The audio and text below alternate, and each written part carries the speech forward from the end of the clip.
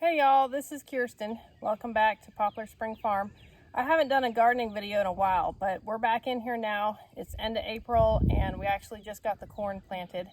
So this year we are opening a new garden area, and we ran the chickens in that spot over the winter, and we have a whole bunch of hay and stuff that the chickens have gone through. We had deep bedded them.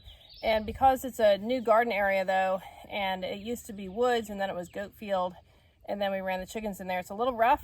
And so we actually were gonna be tilling it up. We've never tilled the garden before, we just haven't had one. And so we had gotten a tiller and it wasn't running, and it's still not running. So we have a little bit of a problem with a tiller situation right now.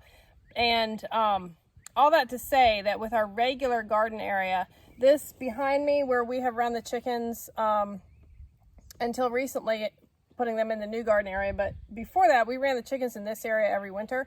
We deep bedded them, ran them in here in the winter, and then we run them in the field over the summer. So the soil in here has actually gotten really good. And then behind the camera on that side is our original garden, and we have just kind of built up the soil over the years.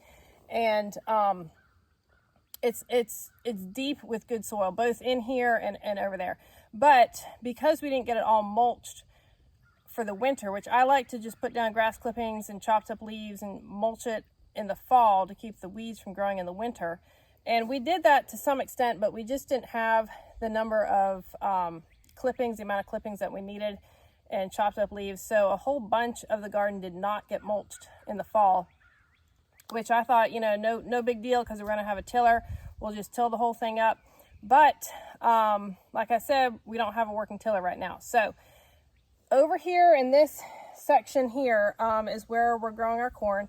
We've got 3 double planted rows that we just planted today. Then we have some bush beans, and right here we have 2 rows of peas that are growing up on these trellises. And then the idea is they're supposed to come out and we have to move these cattle panels over to the tomatoes. So once the peas come out and the beans come out, we will put more corn in here. This will be our second planting of corn. I tend to, because we have such a big family, we're a family of 10, I do second plantings or third plantings of whatever I can get in, whatever will grow in time to get another second or third crop. But for right now, our first planting of corn is always kind of the main one. We try to can a whole bunch of that. And so this whole area over here was just full of weeds, real bad weeds. So yesterday morning, some of the kids and I, we got in there and we weeded it all out.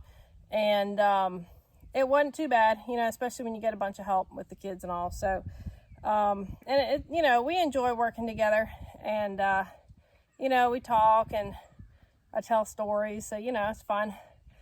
And we got it all cleaned up, and then I had to go into the house, and while I was inside, my teenage son, he got the whole thing in rows with the hoe, and he helps to have a teenage son that's real strong, so he got the whole thing made up with rows. And then we ended up planting it today, not yesterday. But I got all that on video, and I'm just going to show you what we did. And I want to encourage you, you know, if you don't have all the tools that you want, or, you know, you get some one year and then you plan to get some more the next year or whatever, you know, you can still do a lot, even if you don't have, you know, the ideal situation, or, you know, all the tools that the gurus say, you know, you got to have these tools. You can't garden without them, or you can't homestead without all this stuff or whatever. You really don't. It takes determination, it takes a couple tools, and it takes hard work, and you can do a lot with that, especially if you team up. The whole family helps and you work together, and it's good. You can get a lot done. You can do a lot that way. So I'm going to show you what we did over here, and thanks for watching.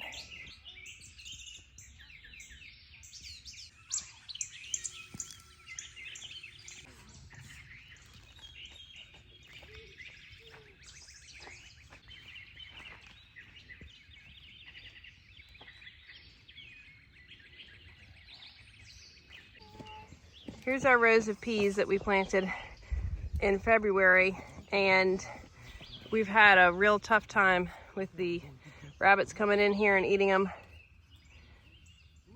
But they're getting bigger and not doing too bad. We're real dry right now, so I'm gonna water them in just a minute. We have spots where they were eaten all the way down, unfortunately. They've just had a tough time with the rabbits. So this whole section here was really bad weeds. We've already hit a bunch of it. And once we've gotten the big stuff out, the boys are gonna come in here with hose and hoe it up and get it into rows for the corn. So this is kind of what it's looked like.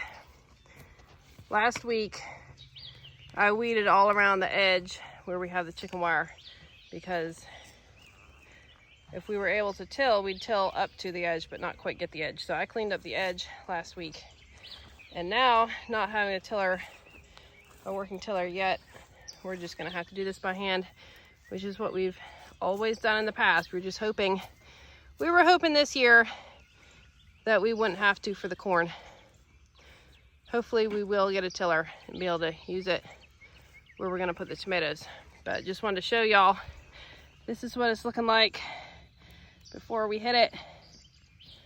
And I'll show you what it looks like after we get it cleaned up.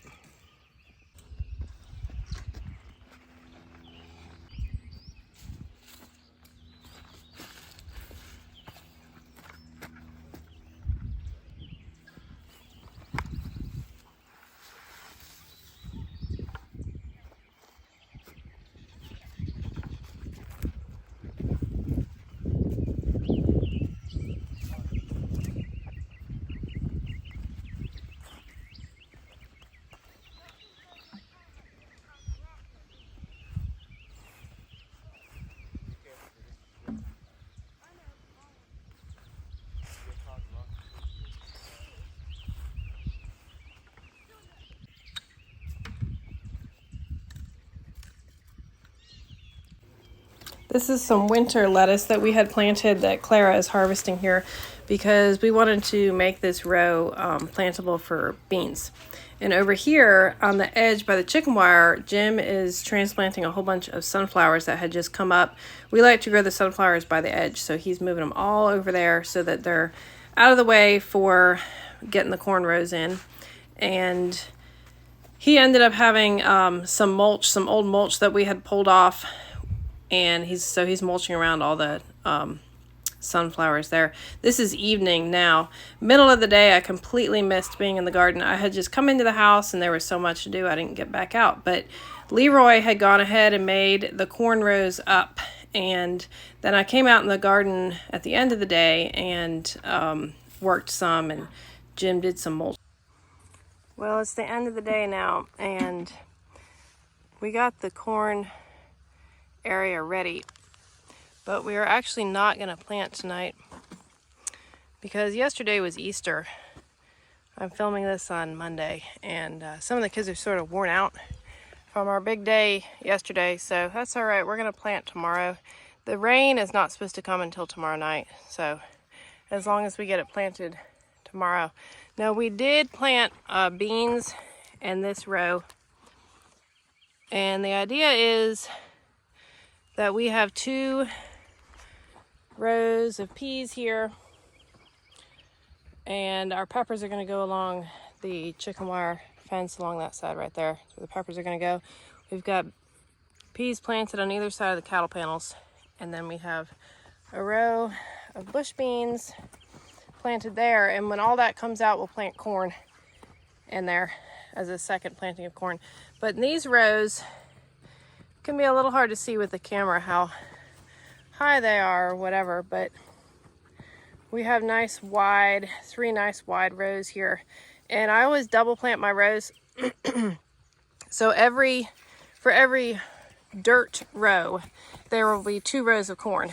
And like in the dirt row right there where I planted the beans, we planted 2 rows. I never plant a single row of something. It just doesn't seem like a good use of space to me. But we'll go ahead and get this planted tomorrow, probably tomorrow morning. The garden is in the shade in the morning. So we'll probably be out there. A bunch of the kids want to help plant, but like I say, some of the kids, especially some of the little ones, are a little worn out. So we are gonna call it a day and get back out here in the morning.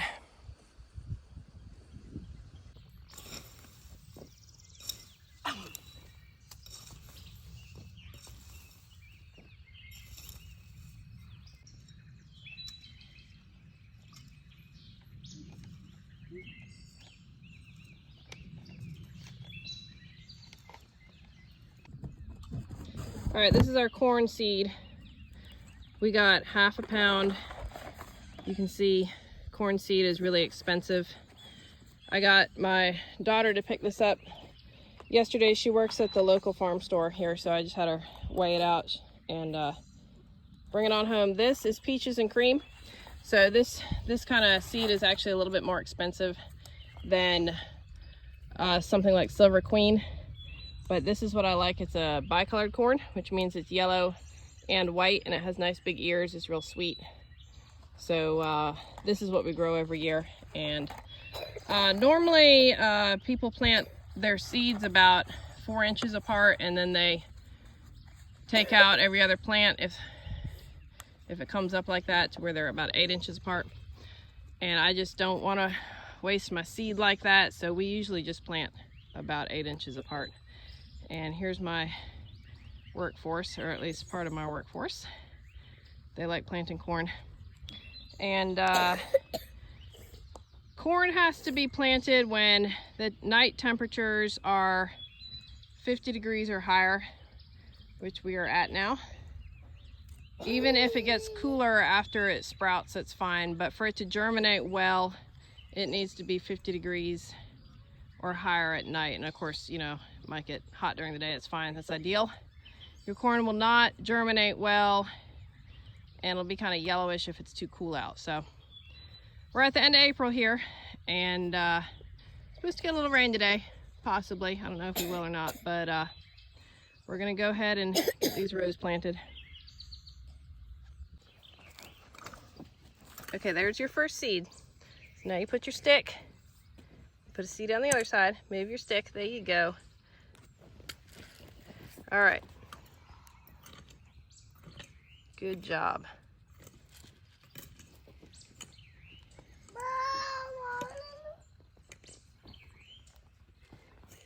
Now the older kids, they can estimate, but for my little ones, this is how I've always done it. And just breaking off a stick or whatever is close enough.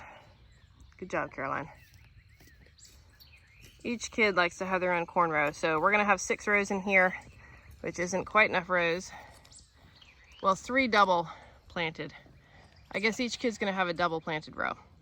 And then when we plant over here, we'll have some other kids get some rows, but we have to wait for the peas and the beans to do their thing and then come out.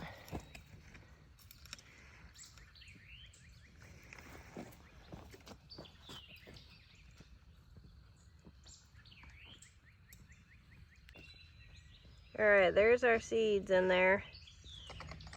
We're gonna see if it rains today. The reason we're planting today is because it was supposed to rain tonight, and now the forecast has changed and it doesn't seem like it's gonna rain. So I'm gonna give it a chance, and if it doesn't rain, we'll have to start watering tomorrow.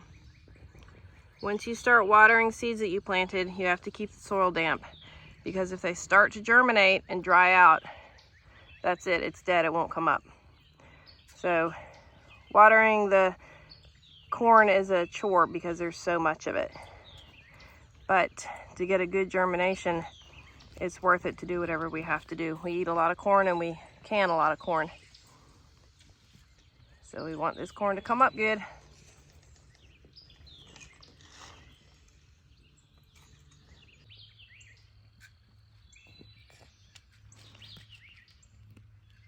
Since Caroline is just 6, she's having some help planting her rows. She wanted to have her own row, and we'll just help her with the parts that need help, like keeping it weeded and watered and all that. But the kids always like to have their own spot, and I think that's good for them. As they get older, they can handle it on their own, and when they're little, they get their own spot, and then they just get some help taking care of it. Good job, Caroline. You almost done with your row there? Thanks.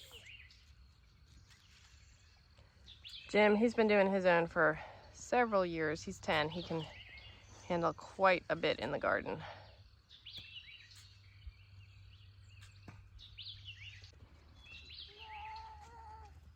Okay, so the kids are starting to cover the seeds now, and we're just doing it by hand because you don't want to cover your seeds too deep.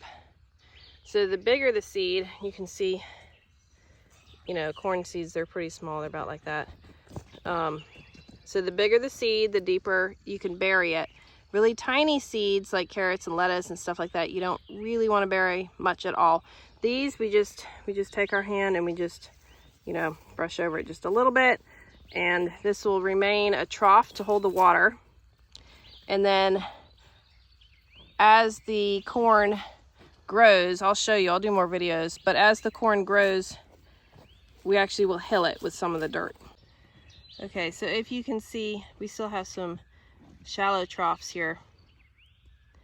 And the corn is just buried just enough. When we water, if we see any seeds sticking out, we just poke them down. Sometimes when you water, you'll see a seed sticking up because the water will wash the dirt off of it. We'll just poke it back down in. But you really don't want a huge covering of your seed because the seed only has so much energy to pop up, and it has to get the sun with the amount of energy that it has. So if it doesn't get the sun, then it gives up, doesn't have enough energy to keep going, and it will not sprout. So one of the big reasons that seeds do not come up for people is that they're buried too deep.